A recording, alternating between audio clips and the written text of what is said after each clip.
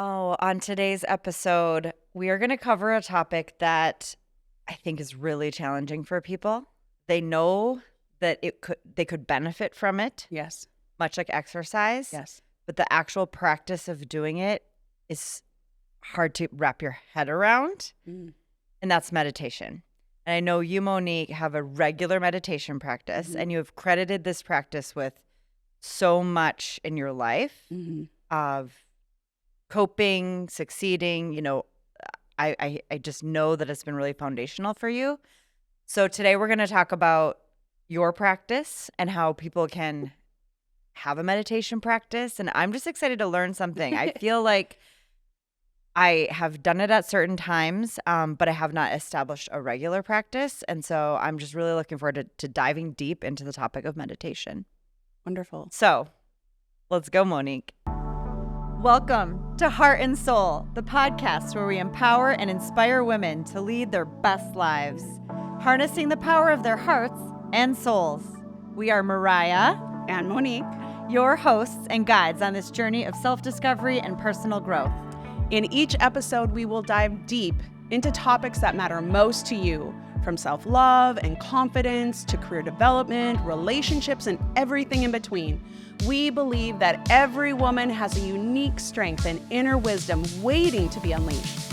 Join us as we cover insightful heart and soul-centered topics and interview incredible women who've overcome challenges, chased their dreams, and found their true purpose.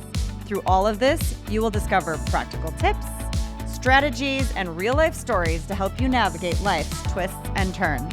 For whatever season of life you're in, this podcast is your safe space to explore, learn, grow, and possibly even laugh and cry with us. So grab your headphones, maybe your favorite drink, and we'll embark on this transformative journey together. With heart, I'm Mariah. And with soul, I'm Monique.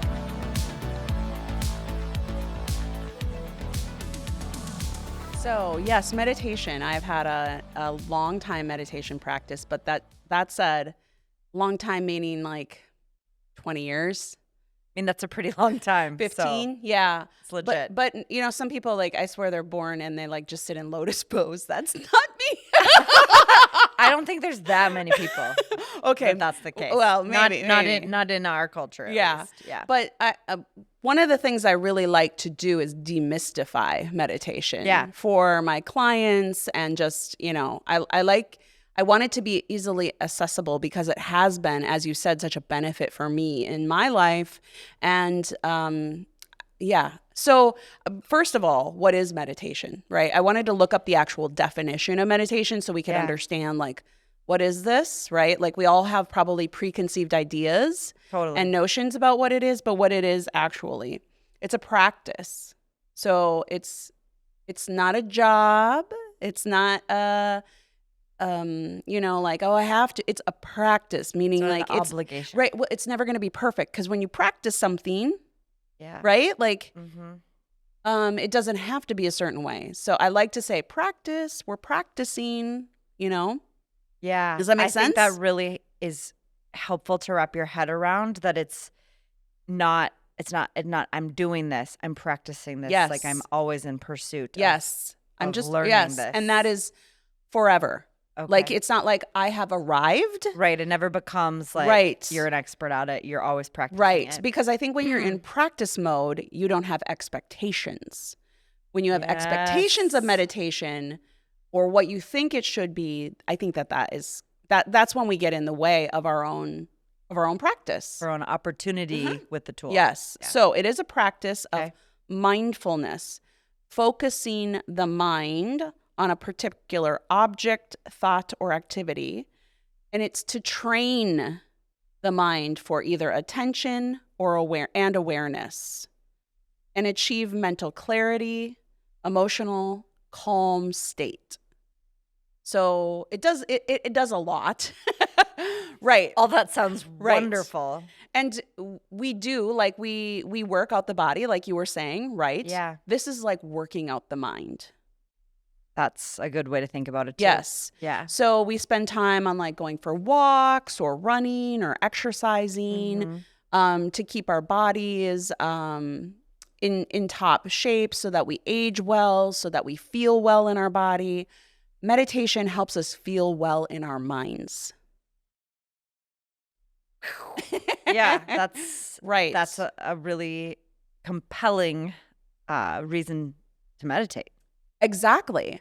So, and for me, I think maybe I just have like a very active mind. It might not seem like it because I'm quieter, or sometimes I pause, but my mind is like da-da-da-da-da-da-da. And I identified like I can't handle myself. You ever get to those points where you're just like, there's this internal battle going on inside myself, and I'm not sure how to deal with Need this. to shut it down. Yeah, I'm not sure how to deal with this. And so meditation kind of entered my life. But, meditation has been around like forever. Yeah. Thousands of years, this mindfulness practice. And it's known to significantly reduce, when done, stress, anxiety, depression, pain. It enhances peace, perception, self-concept, and well-being. So, I mean, I don't know why people don't do it, other than I feel like they have expectations of it, or they think they don't have time for it. Yeah, something you have said, I think even in past podcast episodes, is that you could even just meditate for 2 minutes, 3 minutes. Like, I think in my brain, I picture that I have to do this for 20 minutes. 20 minutes is for some reason like the number that I have not achieved this practice unless I've committed 20 minutes, which even still sounds like I should be able to find 20 minutes. Right. But the idea that you could train yourself to be able to move in and out of this in such small increments, how much could you harness if you could meditate on something or in general for that little of time? I don't think people realize that there's benefit in that. I think they think it's the equivalent of a workout, right? 30-minute workout. And there's so many, things we can demystify about exercise in that same context. And they've said that actually. Like, it's not about like you don't have to go for hours. You could do a 20-minute workout if you just, do the varying HIIT or whatever they call that. So talk to me more about like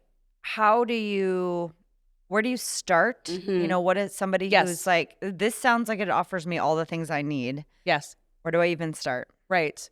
So I've shared before that I've just always been into spirituality, but I wasn't necessarily born into like this yogic family, because a lot meditative family. It's not that they were opposed to it, but it was more about faith-based stuff. And so prayer was a big thing. Sure. And prayer is really about asking for what you want. Like, please, God, can I?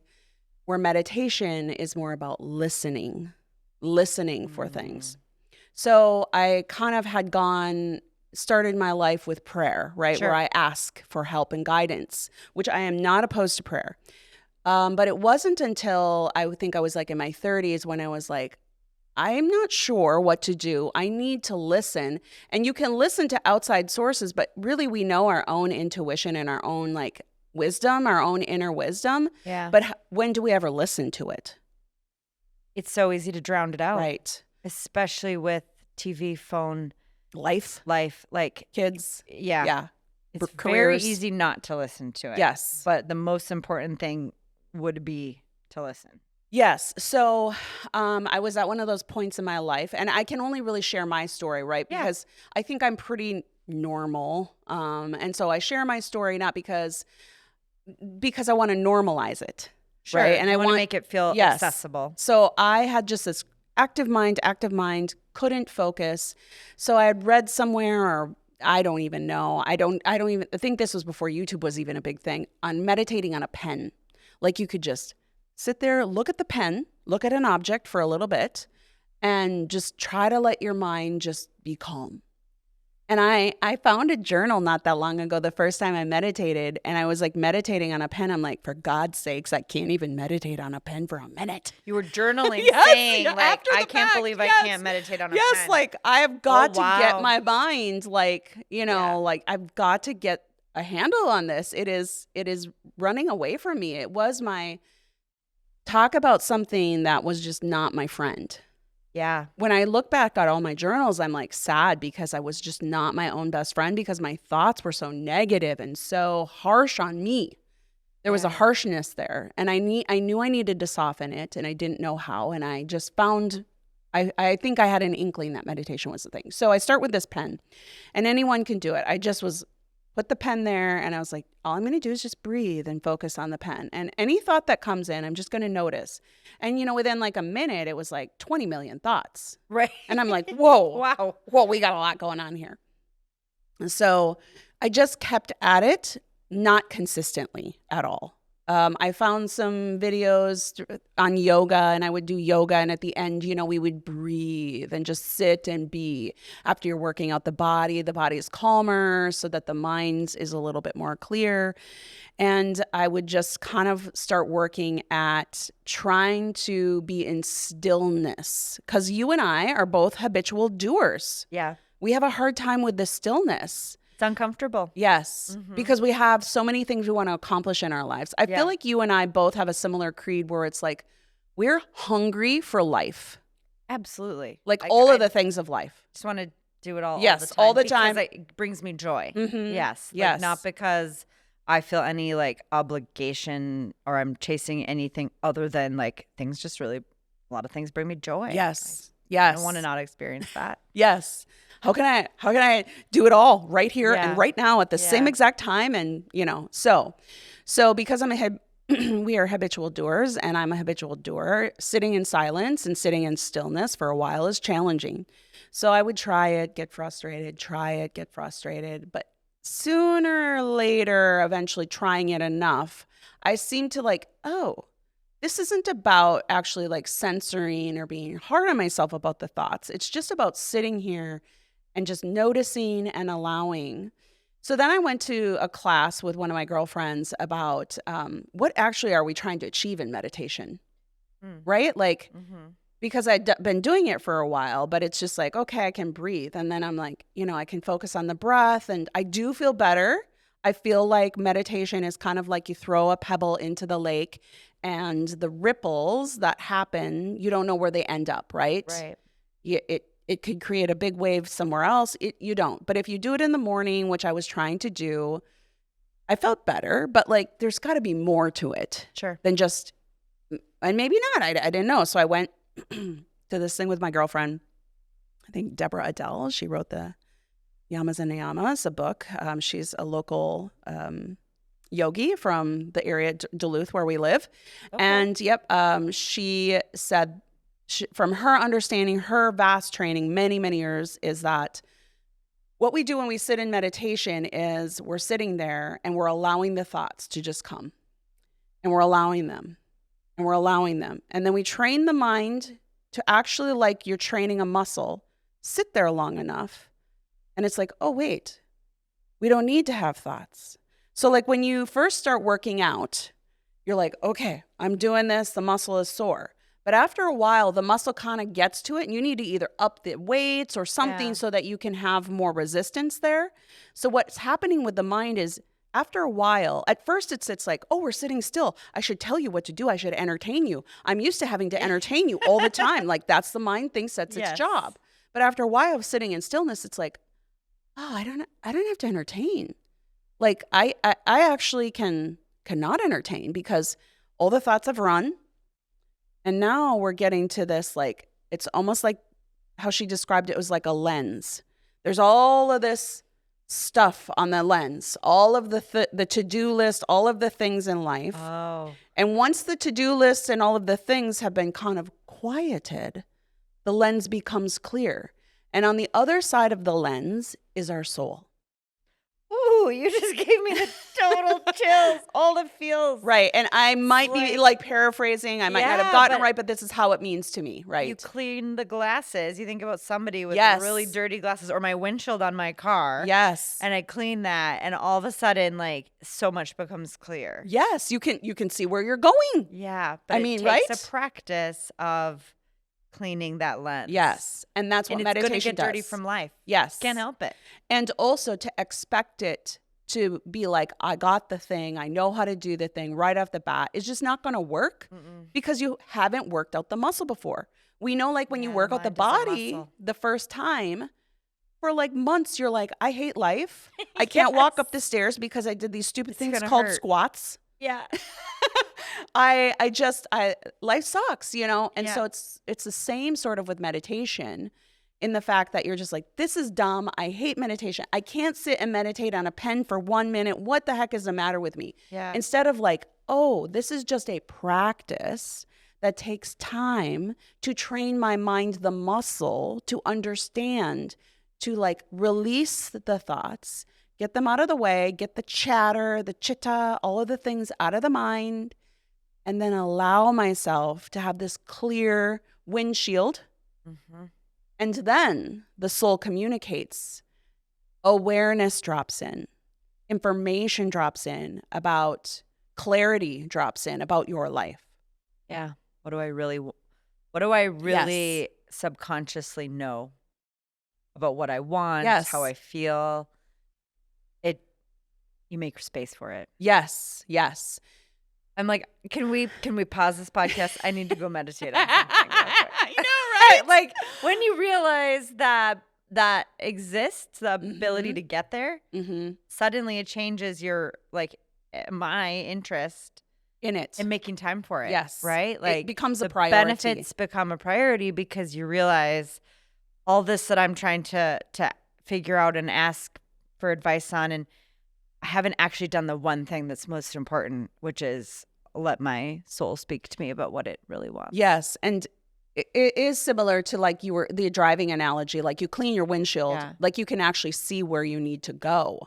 Right? Versus just I know how to get there now. I can see the road. Blindly driving around with no compass or no, you know, I'm like, I think I'm going towards the place, but like, I don't know for sure. Oh my gosh. I feel like I could run with that analogy, and I think having a way to explain something is really valuable. Demystifying, right? Yeah. How complex do you think it is? You can have your Google Maps telling you the directions. You can have somebody like wah in your ear about where to turn and where to go. I love that. If you literally can't see the road because your windshield is covered in muck, good luck. Right? You're not going to get there. You're going to crash. Yeah, you're going to crash. You're going to crash.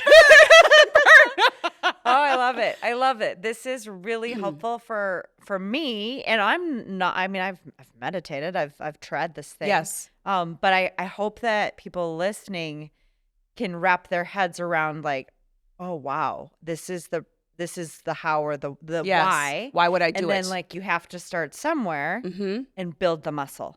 Yes. How long do you think? I mean, I suppose it's different for everybody. Yes.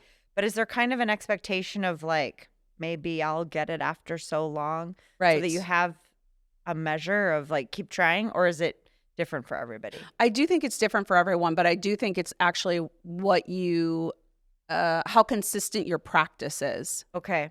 So I did, I have a YouTube channel, and 4 years ago, I recorded some meditations, very basic box breathing meditations. Just, you know, they're just me recording myself. Yeah. But they're just simple breathing ones, so that people who are beginners could go and just be a little bit guided, where they're just breathing and or visualizing whatever I'm walking them through.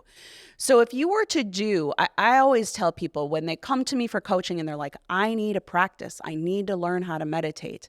So then we talk about expectations, like, okay, because I have had people come to me for that specific reason, and it's taken them a year to be able to be like, I like this. Because it's not natural for a lot of people. So you have to give yourself grace, but you also have to commit to it. Yeah. Right? Like, we know January 1st, we're all like, I'm going to go to the gym 3 days a week. And then February 1st, you're like, well, I didn't get the results I wanted, so I'm out.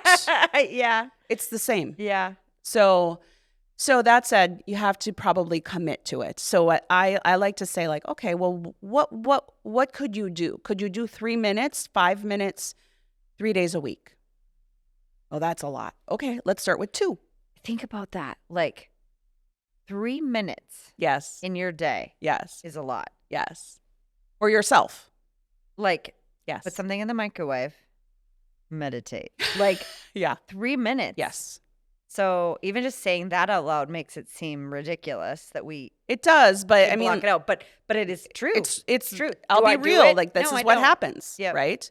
So meditation, in my opinion, is best done in the morning, because then by the end of the day, you're exhausted and you're going to come up with a million excuses as to why to not do it. Yeah. So I always try to get people a practice of like first thing in the morning, let your dog out, go to the bathroom, you know, get a mug of coffee, go and sit down someplace where you're not going to hear a ton of noise, set your timer for 3 minutes and just focus on your breath.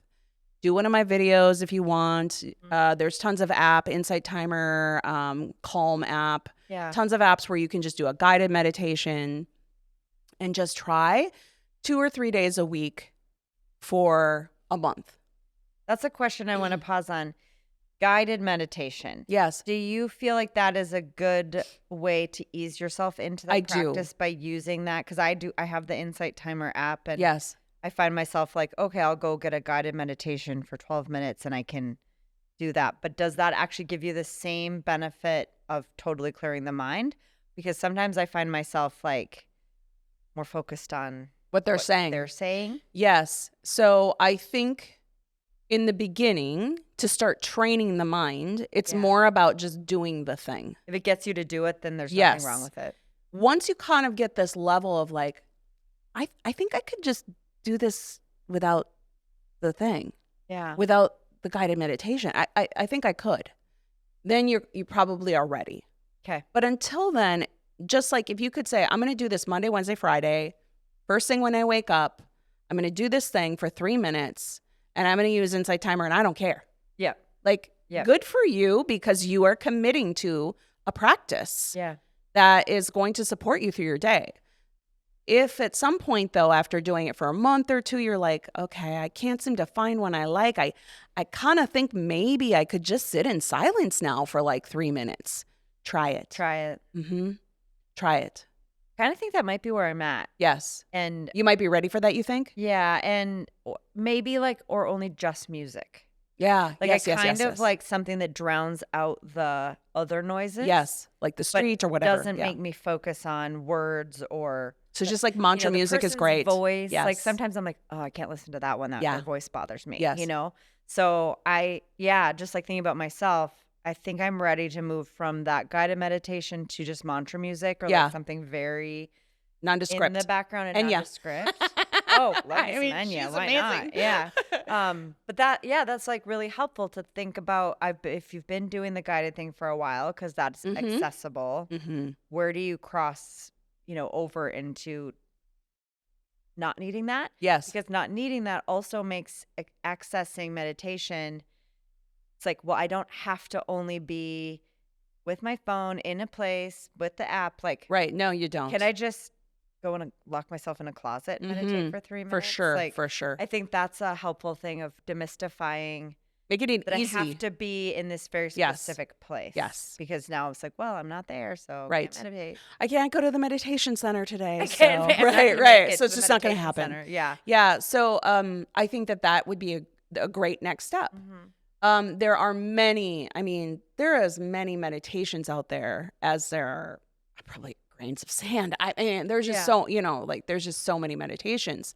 And so for people to say like, well, I get bored, it's like, I understand, but maybe like you again have like an expectation or a prejudgment about what you think meditation should be. Because like in Kundalini yoga, I can never get bored of meditations. I can do an addiction meditation. I can do a prosperity meditation. I can just do a meditation on like feeling my pulse. I've recorded so many for my yoga practice that have nothing. There's just so many ways to meditate. Talk to me about the concept of doing it for something. So for prosperity. I've heard you talk about that. Yes. What does that look like? Like if you have a specific target for it, is it a mantra you're saying in your head? Like, tell me about that. Yeah. So specifically for the prosperity meditation, the Kundalini yoga is an ancient technology, and we always meditate. And the meditation for prosperity works with the meridian lines on the hands and in the body to activate specific ways, specific parts of the body that line up to activate energies within the body. And then we chant the word har, har, Right. Har. I remember you telling me this before. So Mhm. it's a physical movement that you do with your hands, with a and then a chant of Yep. the And then we word. use the eyes, a drishti. And we focus at the lotus point at the tip of the nose. And that opens up the channels using the meridians and all of the lines in the body Okay. to activate and awaken your prosperity, your abundance. So, I mean, I don't want to get too far off because like that's kind of more like that's a different way of meditating, right? That's a meditation with a rewiring of the brain, really. It's rewiring the hemispheres of the brain around a specific goal or topic. Yes, a specific thing that you are looking to achieve. Yeah. But a lot of times when I do that, I will also coincidentally like do a meditation as well where it's just silence. Combining the two. Yes. So you can get clear. I need the silence for me now. Do you do one first and then the next, or how? Yeah. So I typically lead, I typically do the action meditation, then I do the silence. Yeah. And the silence sometimes is me just simply asking for the awareness that was brought in during the action meditation. So I can reflect on it or maybe just have awareness at it or just sitting and feeling it and being in the energy that was awakened. Yes, from the action that I did. So that said, there are so many different ways to meditate that to me, it just seems sad when people don't because they have this idea that maybe it should be a certain way. Yeah. You know? Yeah. And it doesn't need to be that way. It's not boring to me. It's like, I could sit with myself for hours because I have the most active imagination and I create worlds, you know, like I'm sure you do as well. Like we sit and daydream and yeah, I think it's beautiful. And I think what you said about there's really so many ways to meditate that if one isn't working for you, that doesn't mean another one doesn't exist. Again, we've used this analogy, this whole conversation, but like sports, you know, like you may not love running, but you love playing tennis and they're both achieving an aerobic activity. Yes, similar effect. Yes. And getting something out of it. And so if you're trying the guided and that's not working, maybe silence is a better move. Maybe or breathing. You need one that has a breathing practice or a specific prosperity or goal that can kind of get you going. Right. So I love, you know, just sharing with people that if what they've been doing isn't working, that doesn't mean it's meditation that's not working. It's the way that they're approaching that practice for themselves. And so beautifully try said. Something else. Yes. Try something. That's life. Yes. It's not working. Try something else. What about this? And what I mean, that's that? some of that is like why I have a job as a spiritual coach is because like they'll come to me and they'll be like, oh, I tried it and I just don't like it. And meditation's not for me. Right. Like you'd go to a personal trainer and you'd be like, well, I tried lifting weights and I don't like it because I bulk up. And it's like, well, maybe you need to do it differently for you. Same. Right. Like because I have tried so many different things, like let's look at what it is you like and what you don't like. And let's come up with the thing that maybe will work for you. And let's take it to the lab of life and experience it a little bit. And then let's do some feedback and let's try again. Let's try a different thing. So when you coach with people, you kind of first figure out where they're at, what they have tried, and then you recommend, okay, you know, now I want you to listen to this or experience this. And over time, do you find that they ultimately grab onto something that works well? Yes, I do.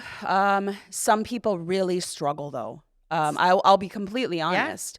They'll be like, well, I just don't even care about that anymore. And it's like, I understand, but like, let's try this. But I do think that a lot of times people think the fantasy of it is, you know, there's like this idea that it's once they do it, it's going to be easy. And that is not the case. Yeah. They expect just mysticism to drop in. Right. Yeah. It takes years. Well, I shouldn't say that. I shouldn't prejudge that myself. For me, it took years to get to the point where I was like, oh, this is such an amazing tool. But I had to practice to get my mind trained. Right? Like we were interviewed a personal trainer the other day, right? Yeah. And she had said it took her a whole decade to get the body she has now, right? Like, oh yeah, it takes years to get your mind where. Well, think about the concept of like to become an expert on something Malcolm Gladwell said you need 10,000 hours Wow. of experience in that thing. Makes sense. So like, what if you had 10,000 hours of meditating 3 minutes a day? Right. I mean, I don't know if you could even do that in a lifetime at that pace, but like committing to it to become an expert at it, what could be better than exercising your mind?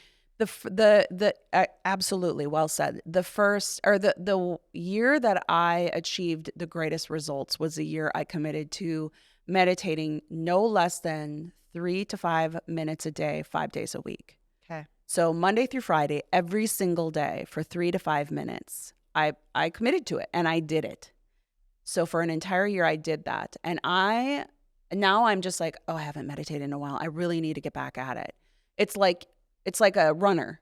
Yep. Oh, I haven't ran in a while and I'm starting to feel squirrely. Yep. Same for me. It.